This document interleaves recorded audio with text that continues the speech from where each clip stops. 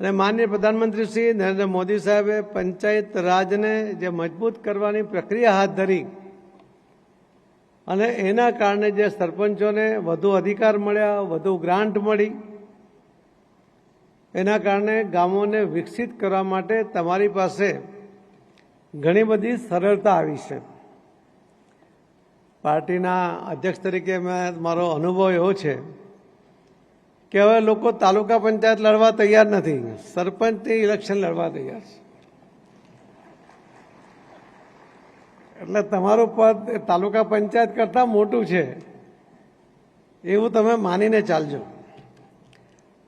પણ મિત્રો, જ્યારે આ જવાબદારી તમને ગામ લોકોએ આપી હોય ત્યારે આ દેશના લોકશાહીને મજબૂત કરવા માટે, દેશને વિકસિત કરવા માટે, સર્વાંગી વિકાસ શું હોઈ શકે એ જે મોદી સાહેબે ગુજરાતને, દેશને અને દુનિયાને બતાવ્યું છે, એ હવે વધુ મજબૂત કરવાની જવાબદારી માનનીય પ્રધાનમંત્રી મોદી સાહેબે તમારા બધા પર વિશ્વાસ કરીને તમને આપી છે. હું આ વિશે વિશેષ વાત નથી કરતો, પણ જે મારા મંત્રાલય સાથે સંબંધિત છે એની વાત તમને કરવા માંગુ છું. માનનીય મુખ્યમંત્રી શ્રી આપને એમાં માર્ગદર્શન આપશે જ. પરંતુ જે સ્વચ્છતાની વાત છે એ સ્વચ્છતા પણ જલશક્તિ મંત્રાલયનો જ એક ભાગ છે. આપણે જાણીએ છીએ કે સ્વતંત્રતાના સંગ્રામ વખતે મહાત્મા ગાંધીજી એ લડતમાં, એ સત્યાગ્રહમાં જેટલું મહત્વ સત્યાગ્રહને આપતા હતા સ્વતંત્રતા માટે, એટલું જ મહત્વ સ્વચ્છતા માટે પણ આપતા હતા. એમના જીવનકાળ દરમિયાન સ્વતંત્રતા મળી ગઈ, પણ જે સ્વચ્છતા તરફ દુર્લક્ષ સેવામાં આવ્યું હતું એ મહાત્મા ગાંધીજીનું સપનું માનનીય પ્રધાનમંત્રી શ્રી નરેન્દ્ર મોદી સાહેબ પૂરું કરી રહ્યા છે. જ્યારે એમણે લાલ કિલ્લા ઉપરથી ટોયલેટની વાત કરી, સ્વચ્છતાની વાત કરી, ત્યારે કેટલાય લોકોના ભવા ઊંચા થઈ ગયા હતા કે આ કેવા પ્રધાનમંત્રી છે કે જે લાલ કિલ્લા પરથી ટોયલેટની વાત કરે છે. પણ 70 વર્ષના વાણા વયા પછી પણ ગામમાં લોકોને ટોયલેટ નહોતું. બહેનોને બહાર જવું પડે ત્યારે સૂર્યોદય પહેલાં અને સૂર્યાસ્ત પછી જવું પડે. એના કારણે એમના સુરક્ષાના પ્રશ્નો આવતા હતા. એમના આખો દિવસ એ શૌચ ક્રિયા માટે બહાર ન જઈ શકે, એટલે એમના શરીરમાં જે ગંદકી રહે એના કારણે એમને બીમારી લાગવાની શક્યતાઓ હતી. અને જ્યારે બાળકો પણ બહાર જતા હતા, એમને ડાયરિયાને કારણે દર વર્ષે લગભગ 60,000 બાળકોનું મૃત્યુ થતું હતું, એવો WHO રિપોર્ટ છે. આ ટોયલેટ બનવાને કારણે લગભગ 60 કરોડ લોકોની જે ઓપનમાં બહાર શૌચક્રિયા માટે જવાની આદત હતી એમાં બદલાવ આવ્યો અને હવે ટોયલેટ વાપરતા થયા. 70 વર્ષ પછી કોઈ પ્રધાનમંત્રીએ દરેક ઘરે ટોયલેટ બનાવીને બહેનોની સુરક્ષા સહિત, આરોગ્ય સહિત તમામ પ્રકારની ચિંતાઓ કરી અને એના કારણે ખૂબ મોટો ફાયદો આ દેશમાં બધાને થયો. પરંતુ આ સમય પછી હવે જે પહેલું પીટ બનાવવામાં આવ્યો હતો, પહેલો જે ખાડો ખોદવામાં આવ્યો હતો એ કદાચ ભરાઈ જવા આવ્યો હશે. તેવા સમયે તમે મનરેગાના ફંડ સાથે અમારા મંત્રાલયમાંથી પણ થોડો સહકાર એમાં મળે છે અને એની સાથે તમે બીજો પણ ખાડો બનાવીને તમે પહેલો ખાડો છોડી દો. હમણાં તો થોડા વર્ષોમાં સુકાઈ જશે, ત્યાં સુધીમાં બીજો ખાડો ભરાઈ જાય એ વૈકલ્પિક વ્યવસ્થા થઈ શકે. કોઈ વાહનો દ્વારા તમે ખાડો ખાલી કરાવી શકો. જ્યાં વાહન ન જઈ શકે ત્યાં તમે બીજી વ્યવસ્થા કરી શકો. કદાચ નજીકમાં જગ્યા ના હોય તો થોડી દૂર જઈને પણ તમે ખાડો ખોદીને ત્યાં પાઇપલાઇન નાખીને તમે આ સ્વચ્છતામાં સહકાર આપી શકો. હવે તો મેં અલગ અલગ જગ્યાએ જ્યારે પ્રવાસમાં જોયું કે ઘણી બધી જગ્યાએ ટોયલેટને સારો કલર કરીને એની ઉપર કંઈક સુવાક્ય લખીને એની આજુબાજુમાં છોડ લગાવીને એની ઉપર નાની સિન્ટેક્સની ટાંકી મૂકીને પણ પાણીની વ્યવસ્થા પણ વધારાના કરીને એ ટોયલેટને સ્વચ્છ રાખવા સાથે સુશોભિત પણ કરવામાં આવે છે અને એને પણ એક મોડેલ તરીકે જોવામાં આવી રહ્યું છે. તો આપના દ્વારા પણ આમાં સહયોગ મળે એવી મારી આપની પાસેથી અપેક્ષા છે.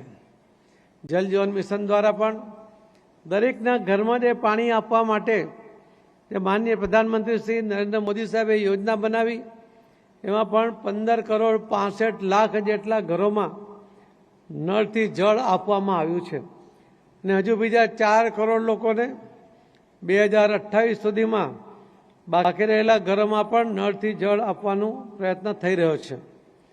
બહુ નાના મોટા પ્રોબ્લેમ પણ આવ્યા, ફરિયાદો પણ આવી કે નલ હૈ જલ નહીં હૈ, પરંતુ એમાં પણ અમે દરેક રાજ્યના મુખ્યમંત્રીઓને પત્ર લખીને જાણ કરી છે કે જ્યાં સુધી દરેક નળમાં પાણી નહીં આવશે ત્યાં સુધી સરકાર તરફથી તમને નવી કોઈ ગ્રાન્ટ નહીં મળશે. એની પાછળનો ઈરાદો એ છે કે જે નાની મોટી ફરિયાદો છે એની ઉપર કામ થાય અને એના કારણે ઝડપમાં લોકોને ઘરમાં પાણી મળે. આ નળ સે જલ એટલે ફક્ત પાણી આપવાની યોજના નથી.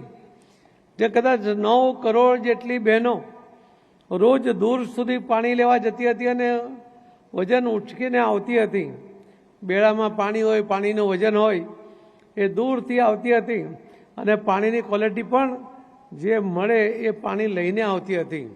એમાંથી બાળકોને અને ઘણા બધા ઘરમાં લોકોને બીમારી પણ આવતી હતી, કારણ કે સૌથી વધારે બીમારી એ પાણીમાંથી ફેલાતી હોય છે. માનનીય પ્રધાનમંત્રી મોદી સાહેબે આજે નળ સે જલ આપવાની યોજના કરી, એના કારણે 9 કરોડ બહેનોને રાહત થઈ છે. અને WHO નો રિપોર્ટ એમ કહે છે કે 5 કરોડ કલાક રોજના જે બહેનો દૂર સુધી પાણી લેવા જતી હતી એમના બચ્યા છે. એમના આ કલાકો એ પોતાના બાળકો માટે, પોતાના ઘરકામ માટે, આર્થિક ઉપાર્જન માટે એ ખર્ચ કરે છે. એના કારણે એના ઘરમાં થોડી સમૃદ્ધિ પણ આવી છે અને રાહત પણ આવી છે. અને જે ગંદુ પાણી પીવાને કારણે પણ જે રોગચાળો થતો હતો એના કારણે પણ લગભગ 60,000 થી 70,000 બાળકોનું મૃત્યુ એ દર વર્ષે થતું હતું, એવો SBIનો પણ અને WHO રિપોર્ટ છે. આ રિપોર્ટ કોઈ ભારત માટે નથી, આખા દુનિયાના તમામ દેશોમાં એ જે સર્વે થાય છે, WHO જે સર્વે કરે છે એના આધારે રિપોર્ટ આપે છે. આ કોઈ સરકારી રિપોર્ટ નથી. એટલે ચોક્કસપણે તટસ્થ સંસ્થાએ કે જે એના શબ્દોને એક મહત્વ છે એમણે પોતે સર્વે કર્યા પછી આ રિપોર્ટ આપ્યો છે. મારે આપને ત્રીજી વિનંતી છે કે હમણાં બહાર હતા ત્યારે કદાચ આપનું રજીસ્ટ્રેશન કરવામાં આવ્યું હશે. આખા દેશમાં હમણાં સુધીમાં આપણે CCIની જે દક્ષભાઈ શાહ અમદાવાદના છે અને હિતેશભાઈ એમના દ્વારા જે એક સરપંચોની નોંધણી કરતા હતા, એમાં આખા દેશમાંથી 30,000 સરપંચોની નોંધણી કરી હતી. અને અમે લગભગ ઓગસ્ટ સપ્ટેમ્બર સુધીમાં 1 લાખ સરપંચોને રજીસ્ટર કરવા માંગીએ છીએ, એમને જોડવા માંગીએ છીએ અને એને સુપરવાઇઝર બનાવવા માંગીએ છીએ કે તમારા ગામમાં જે અમારી યોજનાઓ છે જલશક્તિ મંત્રાલયની, કે તમારે ત્યાં ટોયલેટમાં કોઈ મુશ્કેલી હોય તો તમે ચોક્કસ એ ફરિયાદ ત્યાં ગ્રુપમાં કરજો. એ અમારા સુધી પહોંચશે અને અમે યોગ્ય જગ્યાએ એ ફરિયાદના નિરાકરણ માટે જાણ કરીશું. તમારે ત્યાં નળ છે, જલ નથી, અથવા પાઇપ તૂટી જાય છે, અથવા પાણી આવતું નથી, અથવા તો ડિસેમ્બર જાન્યુઆરી સુધી જ પાણી હોય છે અને પછી પાણી નથી, એની પણ ફરિયાદો જો તમારી પાસે હોય તો સરફેસ વોટરથી પણ વ્યવસ્થા કરીને રાજ્ય સરકારો તમને પાણીની વ્યવસ્થા કરે એના માટે ચોક્કસ જગ્યાએ એ રીતે અમને જાણ કરવામાં આવી છે. 250 BCM તો તમારું સરદાર સરોવર છે, ઉકાઈ હશે, આખા દેશના લગભગ 6,500 જે નાના મોટા ડેમ છે એ બધું જ એમાં આવી જાય છે. આપણને વિચાર આવે કે આપણે નવો ડેમ બનાવી દઈએ, પણ એક ડેમ બનાવવા માટે 25,000 રૂપિયાથી વધારે ખર્ચ આવે, 25 વર્ષથી વધુ સમય એમાં લાગે અને જ્યારે ખેડૂતોની જમીન જતી હોય ત્યારે એ પણ વિરોધ કરે. અન્ય જે સંસ્થાઓ છે કેટલીક જે વિકાસનો વિરોધ કરવા માટે મેગા પાટકર જેવા એ વચ્ચે આવે અને એના કારણે પ્રોજેક્ટની કોસ્ટ પણ વધે અને પ્રોજેક્ટનો સમય પણ વધી જાય. તો આટલો સમય આપણી પાસે રાહ જોવા માટે નથી. ને એટલા જ માટે માનનીય પ્રધાનમંત્રી શ્રી મોદી સાહેબે જળ સંચય જન ભાગીદારીની જે વાત કરી છે કે catch the rain rain water harvesting, પાણીને જમીનમાં ઉતારો. તમારા ગામમાંથી નીકળતું પાણી ખાડામાં જાય છે, ખાડામાંથી નાળામાં જાય છે, નાળામાંથી નદીમાં જાય છે અને નદીમાંથી દરિયામાં વહી જાય છે. તમે ખાડામાં જ જો બોર કરો, 100 ફૂટનો બોર કરો, એમાં 100 ફૂટ પાઇપ નાખી દો, ઉપર 3x3ની કુંડી બનાવી દો, એમાં ગ્રાવલ્સ નાખી દો, તમને લાખો લીટર પાણી તમારા ચોમાસા દરમિયાન ઉતરી જશે. આપણે જ્યારે ડેમ બનાવીએ ત્યારે કેનાલથી પાણી આપીએ છીએ, ત્યારે એ કેનાલની આજુબાજુના વિસ્તારમાં જ પાણી મળે છે, પરંતુ દરેક ગામ સુધી પાણી પહોંચતું નથી, દરેક ખેતર સુધી પહોંચતું નથી. આ જો પ્રોજેક્ટ કરવામાં આવે તો દરેક ગામમાં જે કૂવા છે, જે બોર છે, એના પાણીના સ્તર ઊંચા આવશે. બધા જ તમારે જમીનોમાં જે પાણી ઉતરશે એના કારણે એની ક્વોલિટી પણ સુધરશે અને ખેતરોમાં પણ તમે જ્યારે 4x4x6નો એક ખાડો કરો, 4x4 ફૂટ અને 6 ફૂટ ઊંડો, અને એમાં દોઢ ગ્લાસ મોટા પથ્થર નાખી દો, તમને એમાં 1 વીઘાની અંદર એક ચોમાસામાં 3 થી 4 લાખ લીટર પાણી એ ઉતરી જશે અને એનાથી ખૂબ મોટો ફાયદો થશે. તમારી જમીન જો 5 વીઘા હોય તો 5 તમે સ્ટ્રક્ચર બનાવી દો, તમારા ખેતરમાં 15 લાખ લીટર પાણી એ જમીનમાં ઉતરશે, જે તમારા માટે જ ઉપયોગી છે અને બધા જ એના નેચરલ મિનરલ જે છે એની સાથે એમાં સેવ થાય છે અને એની સાથે તમને બહાર પણ મળે છે. તો સરપંચોની આ જવાબદારી છે. વિશેષ કરીને અમારા મંત્રાલય સાથેની જે 2 જવાબદારી મેં તમને કહી કે સ્વચ્છતાની વાત છે અને જલ જીવન મિશન જે પ્રોજેક્ટ છે એના માટે, અને આ જળ સંચય માટે આપના તરફથી પૂરો સાથ અને સહકાર મળશે એવો મને વિશ્વાસ છે. અહીંયા ઘણા બધા સરપંચો એવા હશે કે એમના ગામમાં ઘણું બધું કામ થયું હશે. આજે આ ગુજરાત મોડલ તરીકે આપણે વિકસાવ્યું અને લોકોએ વધારે એમાંથી પ્રેરણા લીધી. આપણે 9મા નંબર પર પહોંચી ગયા હતા, પરંતુ માન્ય મુખ્યમંત્રીશ્રીએ પણ કમર કસી આપણે 5મા નંબર પર છે અને કદાચ એકાદ વીકમાં આપણે 4થા નંબર પર આખા દેશમાં જઈ રહ્યા છીએ. તો આવો મિત્રો, આપણે સાથે મળીને આખા ગુજરાતને વિકસિત ગુજરાત કરવા માટે પૂરી તાકાત લગાવીએ. તમારા ગામના લોકોએ જો તમને વિશ્વાસ મૂકીને તમને ચૂંટી કાઢ્યા છે, ત્યારે સરપંચ બની જવાનો આનંદ લેવા કરતાં સરપંચની જવાબદારીઓ નિભાવીને આનંદ લો, એવી મારી આપ સૌને નમ્ર વિનંતી છે. મને વિશ્વાસ છે મિત્રો કે આપ સૌ ગામના હિત માટે કામ કરવા માંગો છો, તો ગામના હિતને ધ્યાને રાખીને કામ કરશો, સમયસર કરશો, ક્વોલિટી સાથે કરશો. એ જ અપેક્ષા સાથે ફરીથી તમને ખૂબ ખૂબ અભિનંદન સાથે મારી વાતને વિરામ આપું છું.